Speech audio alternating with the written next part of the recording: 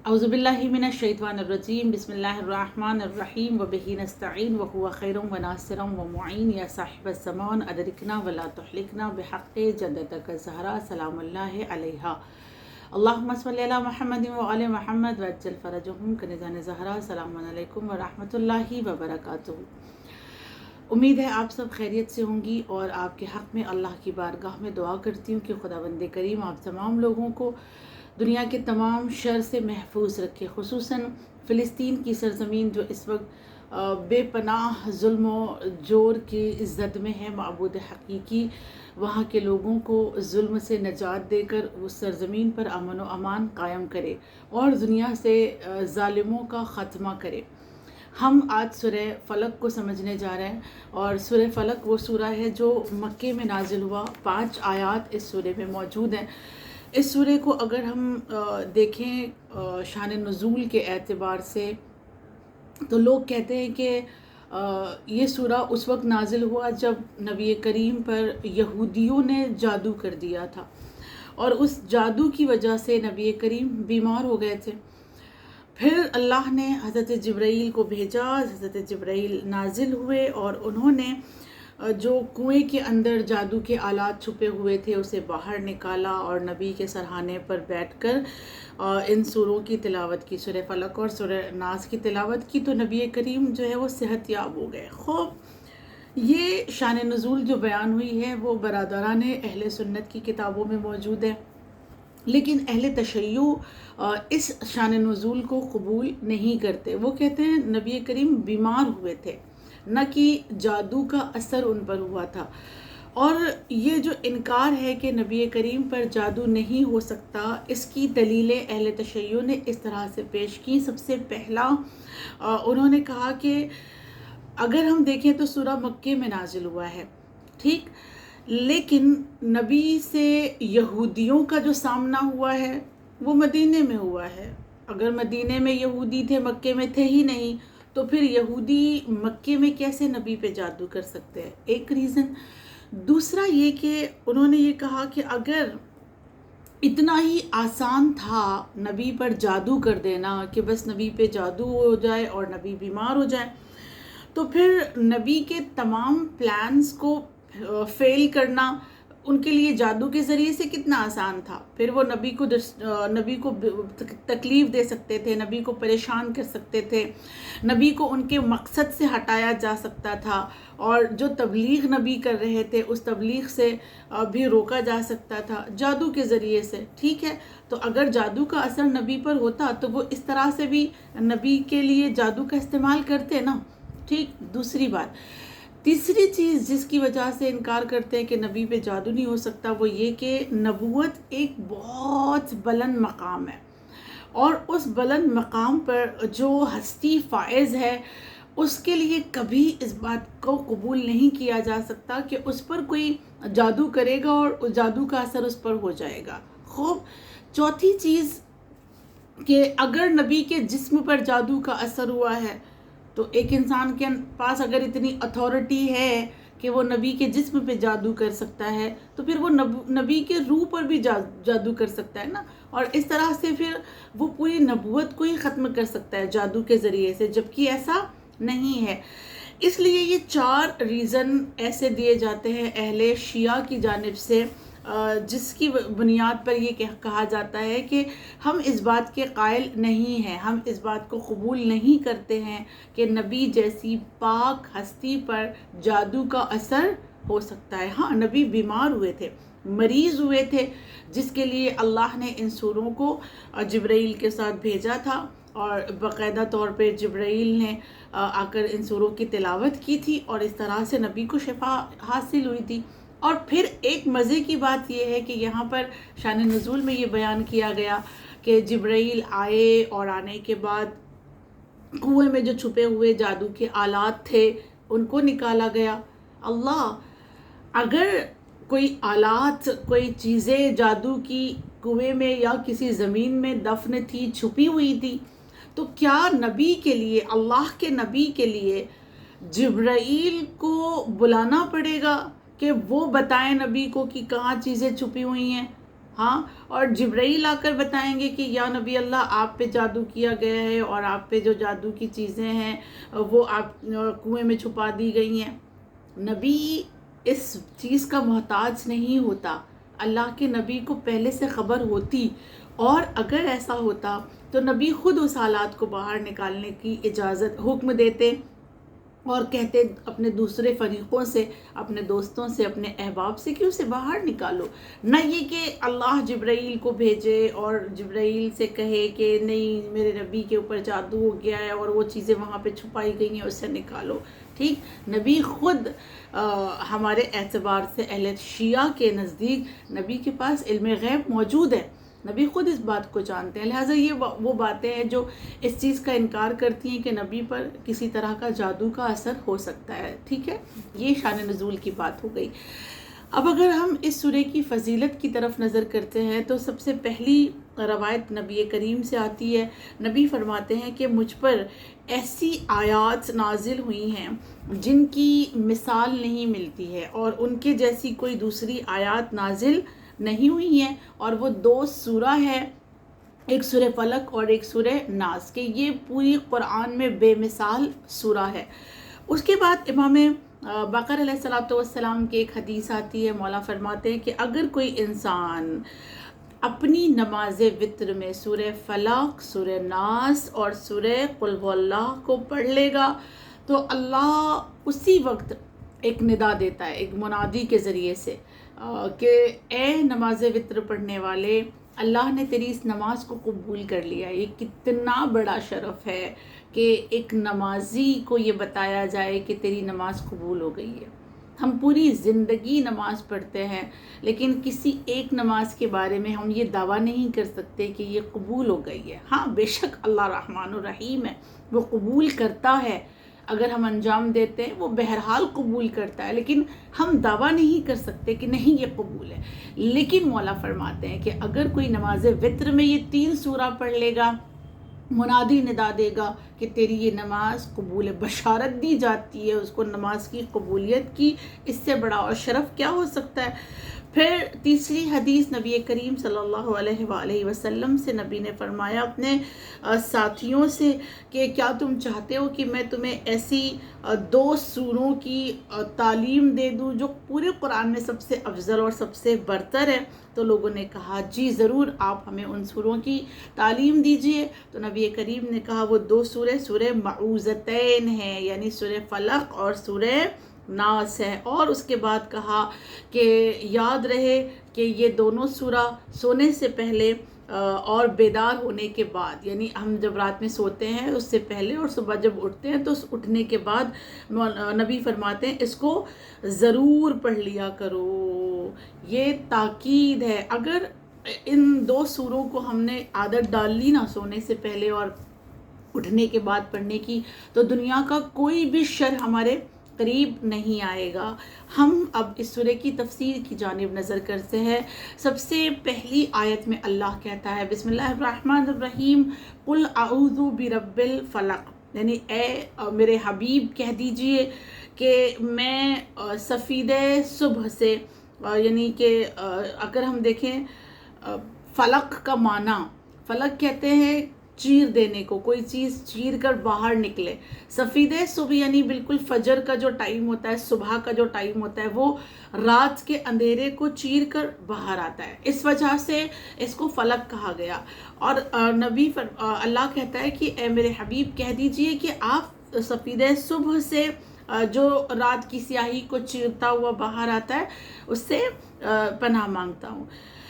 بات یہاں پر اگر ہم فلق کے معنی کی کریں تو فلق کیونکہ اس معنی میں ہے کہ کسی چیز کو چیر کر باہر آنا، لہٰذا اس کا دوسرا معنی یہ ہوگا کہ یہاں پر یہ کہا جا رہا ہے کہ ہم اس چیز سے پناہ چاہ رہے ہیں جو چیزیں کسی چیز کو چیر کر باہر آتی ہیں۔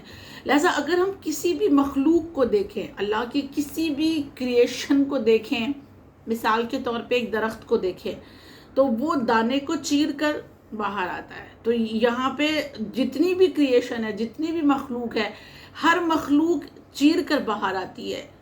مثلا ہمارے انسان کے بچے شکم کو چاک کر کے باہر آ جائیں.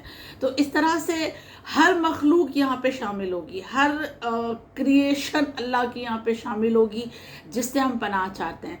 تیسری چیز اگر ہم اس معنی کو لیں کہ چیر کر باہر آنا، تو یہاں پر ہم یہ بھی سمجھ سکتے ہیں کہ ہر انسان عدم میں ہوتا ہے، یعنی اس کا کوئی وجود نہیں ہوتا ہے، اور اپنے عدم سے پھر وہ وجود میں آتا ہے، اپنے عدم کو چیر کر وہ وجود میں آ جاتا ہے. ٹھیک، یعنی وہ کچھ بھی نہیں تھا، وہ اس کا نام و نشان نہیں تھا، لیکن وہاں سے وہ چیرتا ہوا باہر آیا. اس طرح سے اس کو جانا جانے لگا، اسے پہچانا جانے لگا. اس لیے یہ تینوں چیزیں اس میں شامل ہو جائیں گی. ایک سفید صبح، دوسرا اللہ کی مخلوق، اور تیسرا خلقت کا جو نظام ہے اللہ کی، وہ نظام خلقت بھی اس میں شامل ہے کہ اللہ اس طرح سے کہتا ہے کہ ان سے پناہ چاہیے. خوب دوسری آیت میں اللہ یہ کہتا ہے من شر ما خلق، کہ جتنی بھی چیزیں جو شر خلق ہوئی ہیں، شر یعنی برائی پیدا ہوئی ہیں، ان سے پناہ چاہیے. ایک یہاں پر بات سمجھ میں نہیں آتی ہے. پہلے تو اللہ کہتا ہے کہ ہر مخلوق سے اور ہر وہ چیز جو چیر کر باہر آتی ہے اس سے پناہ چاہیے، اور پھر فوراً اس بات کو سمجھانے کے لیے اللہ یہ کہتا ہے کہ ان چیزوں میں سے جو بھی اللہ کی مخلوق ہے ان میں سے جو بھی شر پیدا کی گئی ہیں ان سے پناہ چاہیے، ہے نا. اللہ کی ہر مخلوق سے تو پناہ نہیں چاہیے ہمیں اور آپ کو، اور ہر مخلوق سے پناہ لے کر اللہ کی جانب ہمیں تو نہیں جانا ہے. لیکن اللہ نے فوراً اس کے بعد مسئلے کو حل کیا اور کہا کہ من شر ما خلق، کہ جو شر خلق ہوا ہے اس سے ہمیں پناہ چاہیے. لیکن سوال یہاں پر پیدا ہوتا ہے کہ اللہ نے تو قرآن مجید میں کہا الذی احسن کل شیء خلقا، اللہ وہ ہے جو ہر چیز کو احسن بنانے والا ہے، احسن پیدا کرنے والا ہے، خوبصورت پیدا کرنے والا ہے. جب اللہ احسن پیدا کرنے والا ہے، اللہ خوبصورت پیدا کرنے والا ہے، تو پھر یہ کون سی چیز ہے جس کے بارے میں ہم کہہ رہے ہیں کہ وہ جو شر پیدا کی گئی ہے، وہ جو برائی پیدا کی گئی ہے، اس سے ہمیں پناہ چاہیے. عجب ہے نا. تو اس کو کیسے سمجھیں گے ہم؟ یہاں پر اس کی مثال اس طرح سے ہے کہ اللہ کی ہر مخلوق شر نہیں ہے، بلکہ وہ مخلوق جو مقصد حیات سے ہٹ جائے، جس مقصد کے لیے اسے پیدا کیا گیا ہے، جب اس مقصد کے راستے سے وہ ہٹ کر کسی دوسرے راستے کو اپنا لے تو وہ ہوتا تو احسن ہے، لیکن بعد میں بن جاتا ہے شر اپنے راستے سے ہٹنے کے بعد. ٹھیک، مثال کے طور پر اللہ نے بچھو کو ڈنک دیا ہے تاکہ وہ اپنی حفاظت کرے اور اپنے آپ کو پروٹیکٹ کرے. ہاں، کہ کوئی اگر اس کو خطرہ لاحق ہو رہا ہے، کسی طرح کا کوئی خطرہ اسے محسوس ہو رہا ہے، تو وہ اس ڈنک کے ذریعے سے اپنے آپ کی حفاظت کرے. لیکن اگر اس ڈنک کو وہ بیجا استعمال کرنے لگے، فضول ہر جگہ پہ استعمال کرنے لگے، ٹھیک ہے، تو اب یہ بچھو کا ڈنک کیا ہو جائے گا؟ شر ہو جائے گا. جب تک وہ اس کے پروٹیکشن کے لیے یوز ہو رہا تھا تب تک وہ اس کے لیے کیا تھا؟ خیر تھا. وہ ڈنک کیا تھا؟ خیر تھا. لیکن اگر اس نے اس ڈنک کا فضول استعمال کرنا شروع کیا تو پھر اب یہی ڈنک کیا ہوگا؟ شر ہو جائے گا. آسان مثال، اللہ ہمیں مال و دولت دیتا ہے، مال و دولت خیر ہے، دنیا کی دولت خیر ہے، لیکن یہ خیر کب تک ہوگی دولت؟ جب تک ہم اس کا صحیح یوز کریں گے، صحیح راستے پر اس کو لگائیں گے، تب تک تو یہ مال ہمارے لیے خیر ہے، دنیا میں بھی اور آخرت میں بھی. لیکن اگر اس مال کا ہم نے غلط استعمال کیا تو پھر یہ مال ہمارے لیے کیا بن جائے گا؟ شر بن جائے گا. ہماری زندگی خیر ہے اللہ کی جانب سے، اللہ نے ہمیں یہ جو زندگی دی ہے یہ خیر ہے، لیکن اگر اس زندگی کو ہم نے غلط طریقے سے استعمال کیا، غلط راستے پہ استعمال کیا، تو پھر ہماری زندگی کیا ہو جائے گی؟ ہمارے لیے شر بن جائے گی، یہاں کے لیے بھی اور آخرت کے لیے بھی. ٹھیک، یہاں تک بات واضح ہوگی انشاءاللہ. تو اللہ کس طرح سے ایسے لوگوں سے پناہ مانگنے کا حکم دیتا ہے. تیسری آیت میں خداوند کریم عرض کرتا ہے وَمِن شَرِّ غَاسِقٍ إِذَا وَقَابَ، اور پناہ چاہتے ہیں کس چیز سے؟ ہر مزاحمت کرنے والے موجود کی شر سے جبکہ وہ وارد ہوتا ہے. مزاحمت یعنی زحمت، تکلیف دینے والا جو انسان ہوتا ہے، جو بھی موجود ہے جو تکلیف دیتا ہے، اس کے شر سے ہمیں پناہ چاہیے. ہم دیکھیں غاسق کا معنی ہوتا ہے رات، ظلمت، تاریکی. آدھی رات کو غاسق کہا جاتا ہے. آدھی رات کا جو بالکل اندھیرا چھا جاتا ہے نا، اسے غاسق کہا جاتا ہے. کیوں آدھی رات کا استعمال کیا گیا؟ کہ آدھی رات میں جو شر ہوتی ہے اس سے پناہ چاہیے. اس لیے کہ ہم دیکھیں دنیا میں اکثر و بیشتر جو گناہ ہوتے ہیں، جو کرائم ہوتے ہیں، وہ رات کی تاریکی میں ہوتے ہیں، آدھی رات کو ہوتے ہیں نا. جب انسان سو رہا ہوتا ہے، جب انسان آرام کر رہا ہوتا ہے دن بھر کا تھکا ہوا، تو پھر وہ کرائم کرنے والے، شر کرنے والے باہر آتے ہیں. جانور بھی دیکھیں، ایون جو نقصان پہنچانے والے جانور ہیں وہ بھی رات کو باہر آتے ہیں. جو کیڑے مکوڑے کاٹنے والے ہوتے ہیں، تکلیف دینے والے ہوتے ہیں، وہ بھی رات کو باہر آتے ہیں، اور وہ بھی رات کی تاریکی کا فائدہ اٹھا کر اذیت دینے کی کوشش کرتے ہیں.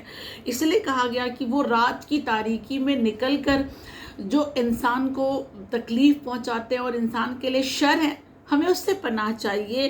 وقب کا معنی کہتے ہیں گڑھے کو، خندق کو. ایک گڑھا جو بنایا جاتا ہے چھپنے کے لیے، کیونکہ آدھی رات کو جو انسان نکلتا ہے کسی کو اذیت دینے کے لیے، تکلیف دینے کے لیے، تو اس کے پاس چھپنے کے بھی پلانس ہوتے ہیں. پہلے سے گڑھا بنا کر رکھتا ہے کہ اگر کسی نے دیکھ لیا تو پھر یہاں چھپ جائیں گے اور وہاں چھپ جائیں گے. تو اس طرح کے جو لوگ ہوتے ہیں، جو اذیت دینے والے ہوتے ہیں، زحمت دینے والے ہوتے ہیں، جو رات کی تاریکی میں اللہ کی مخلوق کے لیے شر بن جاتے ہیں، اللہ کہتا ہے ان سے پناہ مانگو.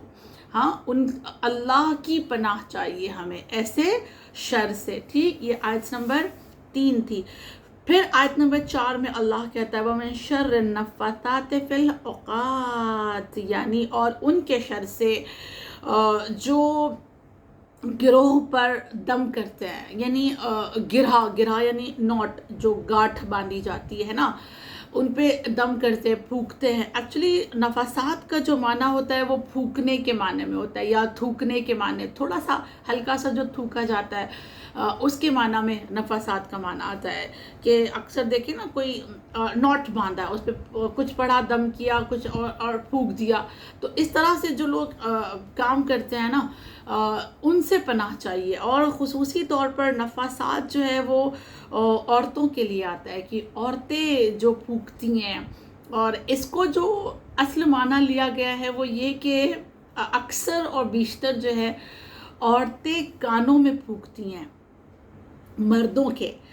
اور وہ کانوں میں پھونکتی یہ ہے کہ اور ٹھیک ہے، یہ جو پازیٹیو کام ہے وہ نہ کرو اور نیگیٹیو کام انجام دو. اکثر، میں ساری عورتوں کو نہیں کہہ رہی ہوں، اکثر عورتیں ایسی ہیں ہمارے درمیان جو اس طرح کے کام انجام دیتی ہیں.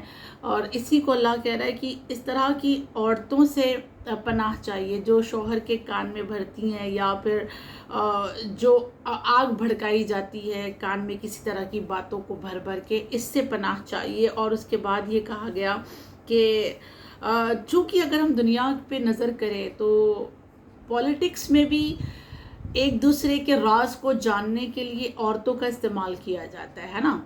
پہلے پرانے اگر تاریخ، ہسٹری پر ہم نظر کریں گے تو اس میں بھی ہم کو ملے گا کہ خواتین کا بہت استعمال کیا گیا ہے.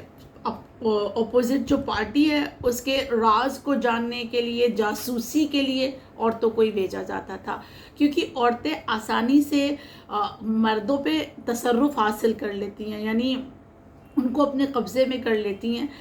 اس لیے یہاں پر یہ کہا گیا کہ وہ جو پھونکا جاتا ہے گروہ پر، یہاں اس طرح سے یہ کہہ سکتے ہیں کہ ہاں، جو منفی طریقے سے، نیگیٹو طریقے سے جو جادو کیا جاتا ہے اس سے، اور جو کان میں پھونک پھونک کر جو جادو کیا جاتا ہے اس سے بھی ہمیں پناہ چاہیے. ٹھیک ہے، تو یہ ایک بہت واضح سی بات ہے کہ اس میں ایسی کوئی، اس سورے میں کوئی بات نہیں ہو رہی ہے جس سے ہمیں پتہ چلے کہ نبی پر کوئی جادو کیا گیا تھا. ٹھیک ہے، پوری 4 آیت تک ہم نے سب پڑھ لیا کہ اس میں کوئی ایسی بات نظر نہیں آتی ہے کہ جس سے یہ ثابت کیا جائے کہ نہیں نبی پر جادو ہوا ہے. ٹھیک، آخری آیت میں اللہ نے کہا وَمِن شَرِّ حَاسِدٍ إِذَا حَسَدَ، اور حسد کرنے والوں کے شر سے پناہ چاہیے جب وہ حسد کرنے لگے. خدا، بڑا مشکل مرحلہ ہے. حسد ایک ایسی آگ ہے کہ انسان کے دل میں اگر یہ لگ جائے نا تو پورا کا پورا خاندان تباہ کر دیتی ہے. حسد سے انسان کو ضرور اللہ کی پناہ مانگنا چاہیے اور ضرور اپنے آپ کو اللہ کی پناہ میں دینا چاہیے حسد جیسی چیز سے، اس لیے کہ حسد انسان، جیسے روایات میں موجود ہے نا کہ حسد انسان کے ایمان کو ایسے کھا جاتی ہے جیسے آگ لکڑی کو کھا جاتی ہے. یہ حسد کا کام ہے. اس کے بعد یہ کہا گیا کہ حسد وہ ہے جو جب انسان خود کو بڑا سمجھنے لگے، اپنے آپ پر فخر کرنے لگے، اپنے آپ پہ غرور کرنے لگے، تو یہ سب سے بڑی دین کی آفت ہے. انسان اگر اپنے آپ کو بڑا سمجھے، اپنے آپ پر غرور کرے، تو یہ دین کی سب سے بڑی آفت ہے. اور اصل میں اگر دیکھا جائے تو حسد کرنے والا جو انسان ہے وہ خدا کی حکمت پر اعتراض کرنے والا بن جاتا ہے. اگر دیکھا جائے یہ بہت گہرا پوائنٹ ہے، اسے سمجھنے کی کوشش کریں ہم کہ حاسد، جلنے والا، ایک دوسرے سے حسد کرنے والا دراصل اللہ کی حکمت کے اگینسٹ ہوتا ہے. کیسے؟ اس لیے کہ اللہ نے کسی کو کچھ نوازا ہے، خدا نے کسی کو کچھ عطا کیا ہے، پروردگار عالم نے کسی کو حسن دیا ہے، کسی کو دولت دی ہے، کسی کو ہنر دیا ہے اور کسی کو کچھ اور چیزیں دی ہیں.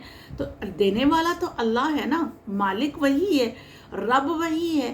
جب اس نے دیا ہے تو اس کی دی ہوئی چیز پر اگر ہم سامنے والے سے حسد کرتے ہیں، ہم جلتے ہیں، تو دراصل ہم اس سے جلنے کے ساتھ ساتھ ایک کام کیا کر رہے ہیں، ہم اللہ کی حکمت پر اعتراض کر رہے ہیں کہ خدا کیوں تو نے اسے اتنا دے دیا، اللہ تو نے کیوں اس کو اتنا خوبصورت بنایا، پروردگار تو نے کیوں اس کو اتنا نوازا ہے، کیوں اس کے پاس اتنا اچھا ہنر ہے. تو یہ اعتراض کس پر ہے؟ اللہ پر. اور جو اللہ پر اعتراض کرے وہ کیسا ہوگا یہ ہم خود سمجھ سکتے ہیں. اللہ پہ اعتراض کرنے والا کبھی اللہ کا پسندیدہ نہیں بن سکتا. اور اس کے علاوہ اگر ہم حسد کی جانب نظر کریں تو بہت ہی آسان لفظوں میں سمجھا جا سکتا ہے کہ حسد ایک ایسا گناہ ہے جس نے زمین پر سب سے پہلا قتل کروایا. قابیل نے حابیل کو قتل کیا، کس بنا پر؟ حسد کی بنا پر. اگر وہ حسد نہیں ہوتا، اگر وہ جلن نہیں ہوتی تو کبھی قابیل حابیل کو قتل نہیں کرتے. لیکن چونکہ ان کے دل میں حسد آئی لہٰذا انہوں نے حابیل کو قتل کر دیا. یعنی یہ جو حسد ہے وہ انسان کو کہاں لے جاتا ہے؟ حضرت آدم کی اولاد ہے، دونوں نبی کی اولاد ہے، اور نبی کی اولاد ہونے کے باوجود ایک بھائی دوسرے بھائی کا قتل کر دیتا ہے. خوب حضرت یوسف کے بھائی تمام کے تمام کس بنا پر ان کو کنویں میں ڈالتے ہیں؟ حسد کی بنا پر نا. جبکہ سارے کے سارے حضرت یعقوب کے بیٹے ہیں، ایک نبی کے بیٹے ہیں. نبی کے بیٹے ہونے کے باوجود اپنے بھائی کو لے جا کر ایک تنہا اکیلے اندھیرے کنویں میں ڈال دیتے ہیں. کس بنا پر؟ حسد کی بنا پر. حسد ایسی چیز ہے کہ جس نے انبیاء کے بچوں میں بھی، ان کے بیٹوں میں بھی باقاعدہ طور پہ پھوٹ ڈالی ہے. ان کو بھی ایک دوسرے سے دور کیا ہے، ایک دوسرے سے الگ کیا ہے. لہٰذا ہم سب سے پہلے مرحلے پر اپنے آپ کو حسد سے دور رکھیں، اور حسد سے دور رہنے کا ایک سب سے بڑا علاج یہ ہے کہ ہم اللہ کی تقسیم پر راضی ہو جائیں. خدا نے جس کو جس طرح سے نوازا ہے، مجھے جس لائق سمجھا اس نے عطا کیا، سامنے والے کو جس لائق سمجھا اس نے عطا کیا، اور اس کی عطاؤں پر ہم کیا ہیں؟ راضی ہیں. ہم اس کی عطا پہ، اس کی تقسیم پر راضی ہیں، ہمیں کوئی اعتراض نہیں ہے.